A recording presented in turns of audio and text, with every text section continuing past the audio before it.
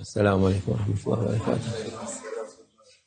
أعوذ بالله من الشيطان الرجيم. بسم الله الرحمن الرحيم، والصلاة والسلام على رسولنا محمد سيد الأولين والآخرين. مدد يا رسول الله، مدد يا سادة أصحاب الرسول، مدد يا مشايخ الدستور، مولانا شيخ الله فاز حسن شيخ محمد كان مدد طريقات الأحباب والخير في الجمعية.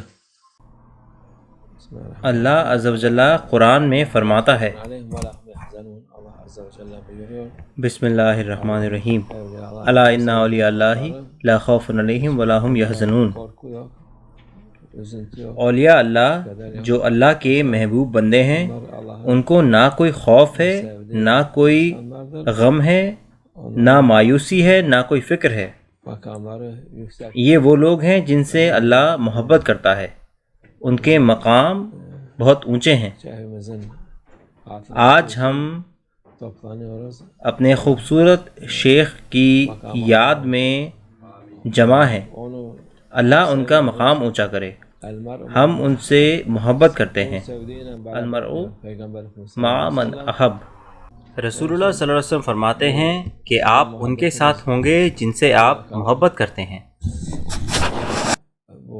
اس لیے آپ کی محبت کی وجہ سے آپ یہاں پر آئے ہیں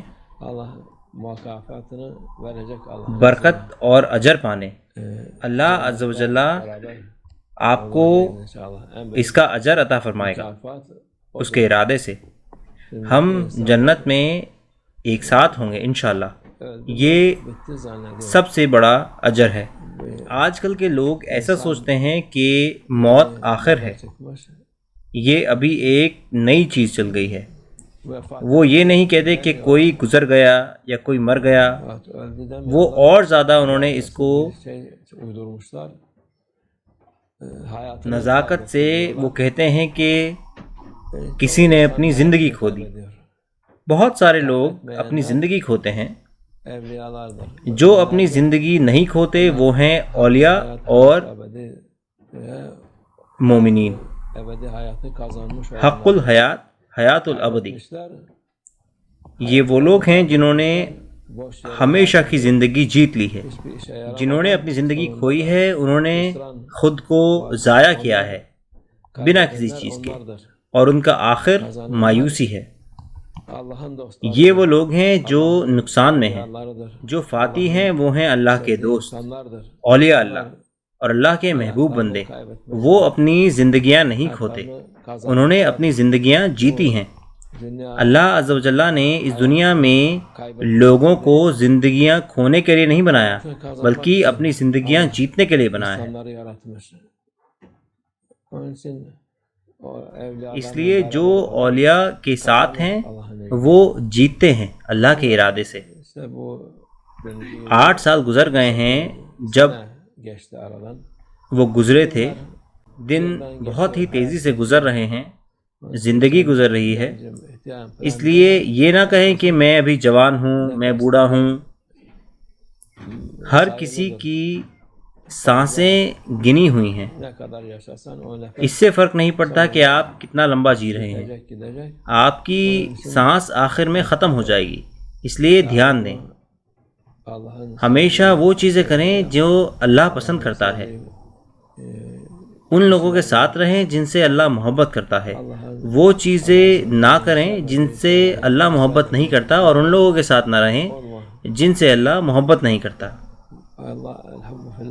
الحب فی اللہ والبغض فی اللہ، اللہ کے لیے محبت کریں اور اللہ کے لیے ہی نفرت کریں۔ اگر آپ کسی کو پسند نہیں کرتے تو اس کو نہ پسند کریں جو اللہ کے خلاف ہے، اور آپ کو اس سے محبت کرنی ہے جو اللہ سے محبت کرتا ہے۔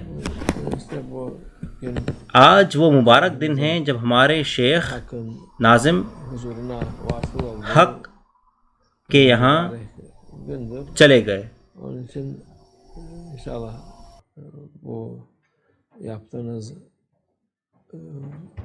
اس لیے انشاءاللہ آپ کی خدمت قبول ہوگی۔ ہمیں ان کے راستے پر چلنا چاہیے، ہمیں اس سے الگ نہیں ہونا چاہیے۔